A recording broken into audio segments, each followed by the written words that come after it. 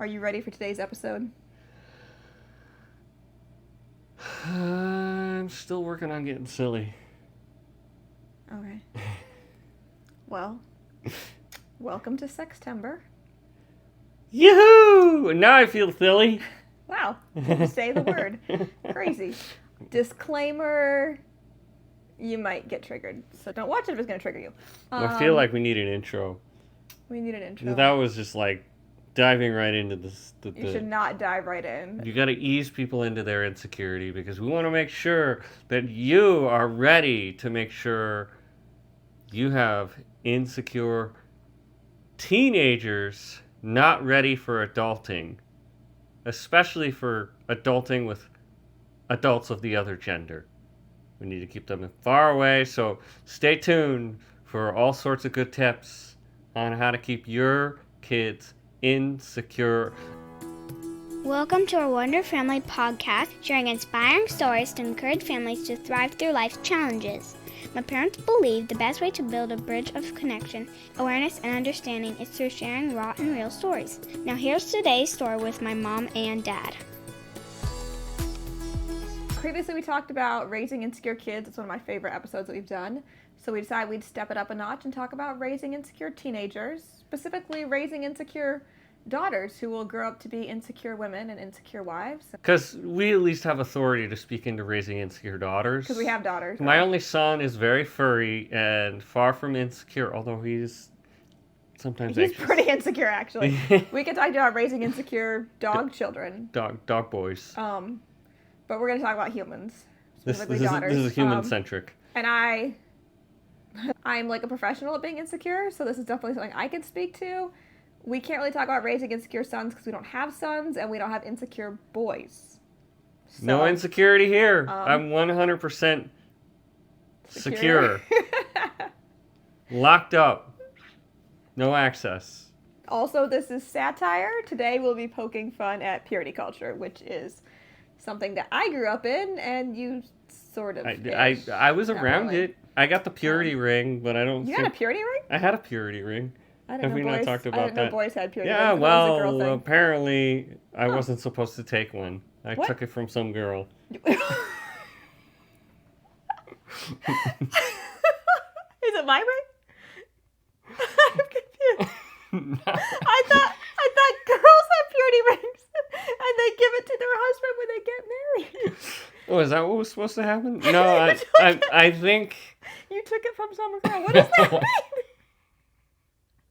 Is this a confession? Not to losing my virginity. Okay. Oh, you and just no, I did stole not. A girl's I did purity. not steal a girl's purity ring. They were handing out rings to everybody at some don't have sex before I guess, you're married yeah, event. they wanted it to be like Purity. I mean, it was a gender purity inclusive, conference You know, thing. why should just the girls get rings? Boys Yeah. should get rings too. Okay, cool. Okay. Yeah. So I grew up in a more sensible environment that didn't make it so. It was even gender evenness. There was no patriarchy in my Christian upbringing. There wasn't mine. It probably wasn't mine too. You just didn't notice it because you were a boy. Oh, okay. So, yeah, we use humor to talk about hard issues. So that's what we're going to do today. So we should start with explaining purity culture. Purity culture is actually really simple. Like, you may think purity is a complex subject. There's so many different ways that you could be pure or not pure, whatever. Purity culture has really simplified it to purity equals virginity. Very simple. So as long as there's no P in the V, you're pure. Catch my drift? And I actually watched a podcast from some people talking about purity culture, and the one lady was talking about like all the crazy things that she did, but no P in the V, therefore she was still a virgin. Good to Which I was go. like, whoa. The way I was raised, purity and virginity is like no sexual anything whatsoever. Don't do this. Don't kiss till you're married, don't have sex till you're married, 6 inch rule, all sorts of stuff. Yeah, so it's like, okay, well, that was a wake-up call that apparently if purity just equals virginity, you can do quite a bit of things that I would not necessarily consider to be pure. I don't really know. It's quite complicated. The unfortunate Except that it was reality... simple. Yeah, but the problem with the purity culture equaling virginity is that if a female is like sexually abused or raped or anything like that, it's like, well, then she's no longer a virgin, and then by purity culture standards, she's no longer pure, not because of anything that she did, but because of something that was done to her. I think that's actually really hard and painful to grow up in purity culture if you've been sexually abused, because there's already kind of that constant judgment towards you. So anyway, that's not funny. But yes, so purity culture is very simply defined. You're supposed to wait till you're married to lose your virginity to each other. But then I guess if you're married and you're no longer a virgin, then maybe you're not pure. It's very complicated and very confusing. But you're married, so it is pure now. It's just not pure if you're not married. Basically, sex is the worst sin ever, unless you're married. Then it's magically not a sin, and you better be good at it, because as a female, it's your job to meet his needs. Because if you don't meet his needs, he might struggle with lust and porn and stuff like that. But you've never actually had sex, and you don't even know what you're doing, but you better figure it out quickly. Like, no pressure, but good luck. If you grew up in purity culture, this makes perfect sense to you, I would think. And if you did not grow up in purity culture and you live in like the real world, I hope you find this very entertaining, and you will understand why some of your Christian friends are so weird. At least about sex. Especially about sex. Especially. Yeah. So one analogy that I heard as an adult outside of purity culture is the fireplace analogy, which is that if the forest is on fire, that is bad. Fire out of control. I mean, we live in Northern California. Forest fires are very bad. We don't like fire. But if you have a fire in the fireplace and it's in the confines of the fireplace, it is safe, it is good, it is warm and cozy. You can even roast marshmallows over it, maybe. You might even say it's fire by consent. It is a consensual fire within the boundaries of the fireplace. We started the fire in the fireplace, and we agreed to that fire. The forest fire, burning someone's house down, I guarantee the person whose house it is probably did not consent to that fire. But if we want to raise insecure kids, insecure daughters, and we want to really protect our children's purity, it's really best to teach them that fire is always, always, always bad. Fear the fire at all times. Don't touch the fire. Yep. Don't put the stick in the fire. Don't put the stick in the fire. Nope. Don't play with fire, ever. Don't arouse the fire. Exactly. Okay, so our principles for raising insecure teens. One really big one is to instill a lot of shame about sex. And the best way, I think, to do that is just to make this the forbidden topic that we don't talk about. Ever. It's complete taboo. And there is nothing more to say about that, so we're not going to say anything more about that. That is the end of that point. Done. And if anything comes up, you got to make it super just awkward. Cut them off. We're not talking about it. We're not talking about it. You're not allowed to know anything. Yeah, that's it. That's the end of this podcast, actually. If your daughters know anything in their teenage years... I told you there's nothing more to say about the subject. But I want to talk about it. You're missing the point of the podcast. But it doesn't happen if you don't talk about it. If you don't talk about sex, sex will not happen. I beg to differ, because we were married for a long time and not talking about it. We're definitely doing it and still not talking about it. Yeah. Anyway, let's not talk about that. Let's not talk about that. Another point to teach your children is the 6-inch rule, which is so funny. I forgot this existed, actually. So it's just kind of funny to think of it again. It's like, yes, no physical contact whatsoever. There should always be 6 inches. You should be able to put a Bible between you at all times. As you can see, the Bible does not fit between us. There's no Bible between us. Because we are breaking the 6-inch rule right now. And that is the first step to sin. This is like lighting the match. Yeah. And if there's going to be a struggle with the 6-inch rule, there's this amazing gift that teenagers have always come up with called cooties. Yes. And you can contribute to reinforcing that cooties are bad and make sure there is lots of teasing when the 6-inch rule is broken, and they'll become very insecure about proximity to any other boys. Yes, exactly. Yeah, use your teasing. Yep. Liberally. Yeah, because we all know, one thing leads to another, so holding hands leads to kissing, leads to sex. It just, we've got cooties. All roads lead to sex. Yes, you gave me your cooties. I've got your cooties. I don't have cooties. Girls don't have cooties. Boys have cooties. What are cooties? I don't know. Really, it's best to just not have any affection at all. It's really good if your kids are like completely uncomfortable giving or receiving affection. If they never see parents being affectionate towards each other, parents not affectionate towards children, things like that, it's definitely good. Yeah, you can't show PDA, as parents. Yeah. So I'm sorry, you're going to have to stop. No more PDA. It's cut off because if they see it, I don't They know. might stumble. They might stumble, yeah. Yeah. They might think it's okay to like hold hands or something. We won't want our kids thinking Yeah, that. 6-inch rule applies to you too. Yeah. You can I think- only do this in the setting of recording a podcast. That hopefully our kids will never see. Okay. So anyway, let's not think about that. Goodness. So one way that this could potentially backfire is like kids craving affection and getting that from a boyfriend or girlfriend. But hopefully that doesn't happen. Because hopefully they're just completely uncomfortable with physical contact at all, ever. Well, that's what dad mode is for. Where you beat up the boyfriend? Okay. Yeah, definitely. So the next point is no friends. You don't talk to a boy unless you're going to consider marrying him. And you're not old enough to consider marriage, therefore don't talk to boys. Very, very simple. We don't want to awaken love before it's time. You got to guard your heart, protect yourself from any relationships. So this is just no friends of opposite sex, right? Well, so here's the thing. That's what I grew up in, but we need to be more inclusive of the LGBTQ community, and we need to acknowledge the fact that kids might be attracted to someone who's the same sex, gender, whatever. So really, you should just not have any friends at all of any gender, So and don't isolation. get close to anybody, because doing so you might give a piece of your heart away or give your love away. And apparently humans have a very limited amount of love, and if we give bits of love to all of our friends, whether it's in a dating relationship or a same gender relationship, probably even if there's not sexual attraction or anything, yeah, like neither of us should really have any friends at all ever apart from each other, because if we give our love away, we won't have anything left for your spouse. Because all my pie has been eaten. Exactly. I own all the pie. And love is limited, apparently. It's limited. There's nothing extra yeah. to give. You just had pieces of your heart ripped away. And yeah, it's broken forever. It's just gone forever, never to be Yep. restored. Yeah, so the next point is to kiss dating goodbye. Actually, don't kiss anything. But Wave goodbye to dating from a safe distance.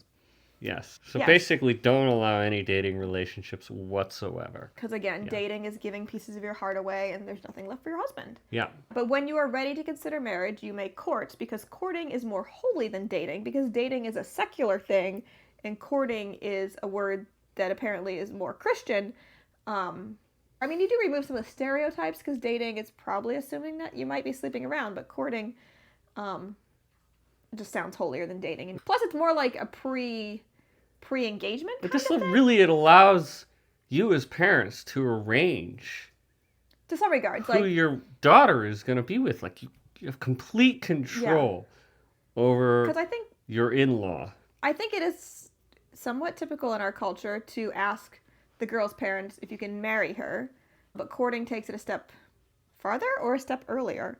That you actually Step sooner, yeah. a step sooner, that you actually ask the girl's parents if you can date her. Which I do remember using the word courting and people thinking that means like pre-engaged. And yes, essentially it is pre-engagement. Yes, you've never had a conversation with this guy because you're not allowed to talk to him, but now you're courting.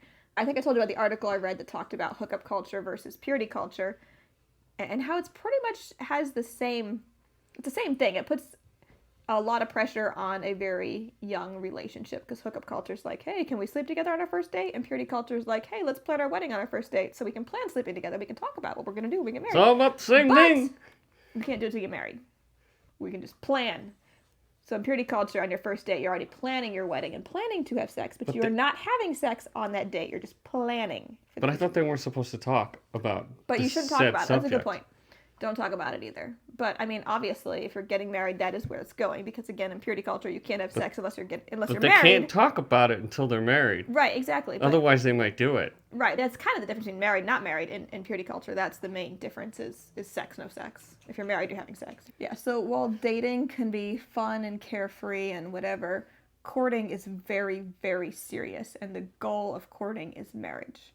And the ultimate purity is to marry the first person you court, because then you have not given any of yourself away to anybody except the one person, the only guy you've ever talked to in your entire life. So yeah, my next point is to instill a distrust of men, because men have no self-control. Teach your girls that all men struggle with lust and porn, and actually teach the boys that too. Tell guys that they all struggle with lust and porn, and if a guy says he doesn't have that problem, then he is either lying or he's gay. So yeah, self-control is a fruit of the spirit that men don't have. So along with that, you want to teach excessive modesty rules for women, because women's bodies are dangerous and need to be kept hidden to protect men from stumbling. And depending on your culture, you got rules about tank tops, shorts, length of skirts. Are girls even allowed to wear pants? Are they required to wear skirts at all time? Head coverings. Head coverings, yeah. Exactly. Might as well cover their head. Might as well cover it all. Cover it all. I mean, basically, at this point, I'd say you could create your own rule, whatever you feel like is fitting in your culture, and then just try to make sure that everyone around you is following the rules and the standards that you've put in place. And if they are not living up to your standards, you can just judge them and shame them for not being as holy as you are, because you are more modest and therefore more pure than the people around you. Definitely good to comparison to other people and judging other people for not living up to your standards that you have created. I've heard crazy stuff, like, not really crazy, but like older women coming up to a young girl that they don't even know and being like, honey, your skirt is too short. I just want to protect my husband and keep him from stumbling. That's awkward. Sorry you married a pervert. Yeah, but it is definitely the job of teenage girls to hide their bodies from men's lustful eyes. And again, because men in purity culture are taught that all men struggle with lust and porn, there is like a strange obsession with the struggle that they're having. And so I think to some regard, like, guys in church culture, this is more of an issue. Well, didn't you know we want to struggle with it? You want to have permission to struggle with it. We are Exactly. we are informed and permitted to struggle with it. And should the struggle go away, there's probably something wrong with you. there's something wrong with you. Therefore, you must keep the struggle at the forefront. The struggle. And So it's awkward. really not my job. It's your It's the job female's job, yeah. to take care of the struggle. Yeah. Yeah. Yeah. Yeah. So Yeah, if an eye I'm a offends raging you, animal. if an eye offends you, pluck it out. It does not apply to men. Because, probably the patriarchy and all that stuff, toxic masculinity. And I think there is appropriate clothing for appropriate things. Like, you wear a business suit, you wear hospital scrubs. If you're doing gymnastics, you don't wear a dress. If you're swimming, wear a modest one-piece bathing suit with a t-shirt over it. Yep. If you're going to a gala, I don't know what a gala is. a fundraising event with very fancy rich people, Don't wear a bathing suit. don't wear a bathing suit. Wear your fanciest dress. Exactly. But I was still saying, if you are going to wear a bathing suit, wear a t-shirt over it. Modest one-piece bathing suit with a t-shirt over it. I will confess that as a teenager, it wasn't even like intentional rebellion. It's just sometimes it's really hard to find a bathing suit that fits in all directions. And so I bought a very modest tankini that met in the middle. So you wouldn't even know that it was two pieces, but it was two pieces, which is kind of scandalous.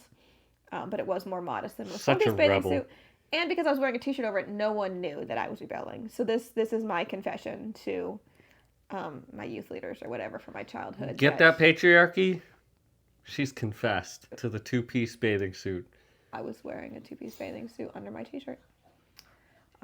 So yeah, secretly sinning. You gotta hide those sins. Keep them covered up. Yeah. But yeah, moving on. Victim blaming is really important. Like, because rape just happens. Women just have no self-control. And like, if men are showing too much skin, women just can't help themselves but just like rape him. Sorry, it's the other way around. Men have no self-control, and if their skin's showing, men can't help themselves, and they're just going to rape the women. Oh, I thought I needed to take my shirt off so you finally attack me. No, sorry. Strange that if women have a lot of self-control, it's just men that don't. So then if rape or something does happen, victim blaming means you say, like, well, did you see the way she was dressed? Did you see how she was acting? Of course she brought that upon herself. Like, men can't control themselves. They're just wild animals. I mean, she was wearing a baseball hat. Oh, my, a baseball hat. You gotta watch out for those That's a head covering. men. Do men like women wearing baseball hats? We like our sports. And that's a woman who Is that likes a sport. seductive to you? Huh. Hoo-wee! It's a baseball hat! Yeehaw! You don't even like sports. Baseball hats are where it's at. I didn't know. Cute I need to get headbands. me a and- baseball hat. Yeah. So, wait, I should not. I'm not wearing a baseball hat. I might get raped. I want to stay safe. Goodness. It's all Anyway. your fault. Oh, goodness. Okay. So the next point is do not teach consent. So you don't teach consent, it actually makes rape easier and also makes girls more fearful. Because if girls know about consent, they might actually consent. And then you'd have consensual sex, and that would be a bad thing. So it's best if girls don't know about that. And that way, if a boyfriend is pushing her boundaries and stuff, she doesn't realize that this is the problem. She just needs to be a pushover. No, she needs to like stand her ground. And if she lets him go too far, then that's her fault for letting it happen and not stopping him. Because we're going to victim blame her. Well, yeah, because boys can't stop themselves and they're not responsible to stop Sorry, themselves. your boyfriend and, couldn't help himself. Yeah, and pushing our boundaries is not sexual assault or anything like that. That's just what boys do. And, you know, even if the girl doesn't want to have sex and it happens, I mean, some people might call that like date rape and stuff. But, I mean, in purity culture, that's just the girl's fault. So, yeah. Again, boys get that get out of jail free card. And girls get to carry around the guilt and shame of what happened to them and feel like they are responsible for it. Which I think this also helps them be motivated to just stay away from boys because boys are dangerous and bad stuff happens. Yeah. And obviously, if you just stay away from boys, that'll definitely help protect your purity. My next point is fear of rape. I was told, never be alone with a guy, something bad will always happen. But when I was a teenager babysitting, usually it was dads who gave me a ride home, and strangely enough, nothing bad ever happened. And so I learned that married men are safe. And that is because of the next point, obligation sex. Married men are safe because they have a wife who's meeting their needs. You just teach your girls there's nothing in it for them. It's all about him and meeting his needs. Sex is an obligation. It's the wife's job to meet her husband's needs, and if he struggles with porn or has an affair or whatever, it's just the wife's fault for not meeting his needs. And she just needs to give him sex whenever he wants it. I'm completely self-controlled because you meet all my needs. Yeah, exactly. A woman is responsible for her husband's self-control in Yeah. purity culture. Again, no pressure. Actually, I did hear about a situation recently where like a married man was pursuing an inappropriate relationship with a woman. And strangely enough, they actually said that the woman was a victim and the guy's wife was technically a victim as well, which was shocking to me because that is not the typical message of purity culture that I grew up in. And even like me, like when everything went down with my parents' marriage and they got divorced, I felt guilty by association. And now I'm like, well, maybe I'm technically a victim. I don't really know. I didn't do anything wrong, so I just figured out that I'm actually not guilty. So that's interesting. But yeah, definitely better to stick with the victim mindset to protect purity. But the last point being, there's nothing in this for you. Teaching your girls, there's nothing in this for you. Men love to have sex. Women have sex to feel loved. But if we get our needs met in Jesus, we don't need men and we don't need sex. We can be a completely fulfilled human. But we get married because men have a lot of sexual needs and women need to meet those needs. So that's our job, is just to give men sex to keep them from stumbling. It makes the world a safer place, actually.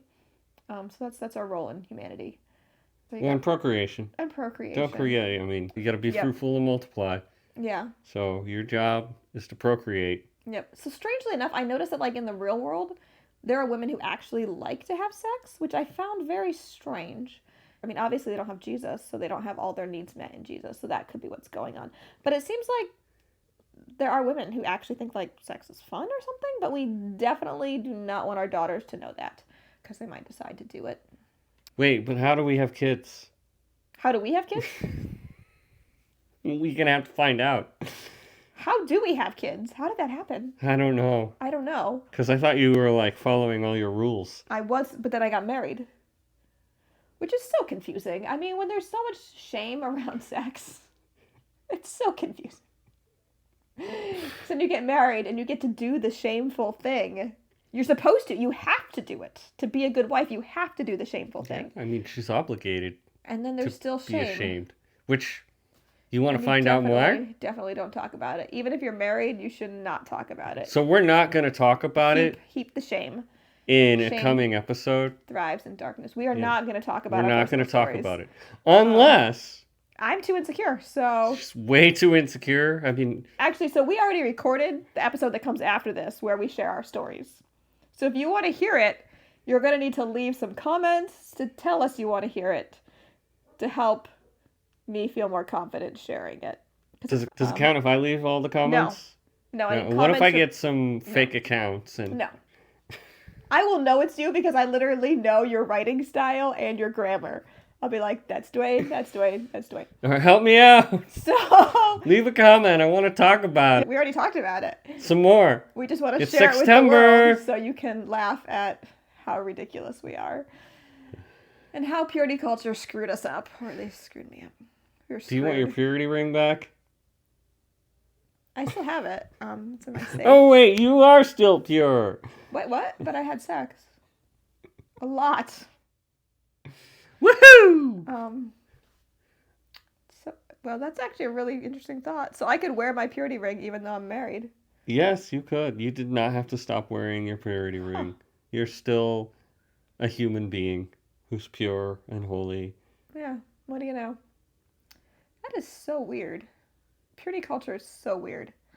So anyway, Completely unnecessary. I hope you've all been enlightened. Actually, what I would love to hear, we could do more episodes on purity culture. I would love to hear in the comments the most ridiculous message that you received in purity culture, because that's just entertaining. Because we need more insecurity jokes. Yeah, and we could do a whole other episode if we get enough crazy comments and more ideas of crazy things to talk about. Because I've literally just kind of deconstructed purity culture recently. Yep. And realized how ridiculous this is. And now we have daughters, and I don't want to raise them to think that men are wild animals and have no self-control, because that's messed up. Rare. So anyway, we don't know how to end our episodes. Basically, that's what this comes down to. We get to the end, and then we ramble, because we don't know what to do. Because we're awkward. And we're awkward. There's no happy ending. No happy ending. So goodbye on that note.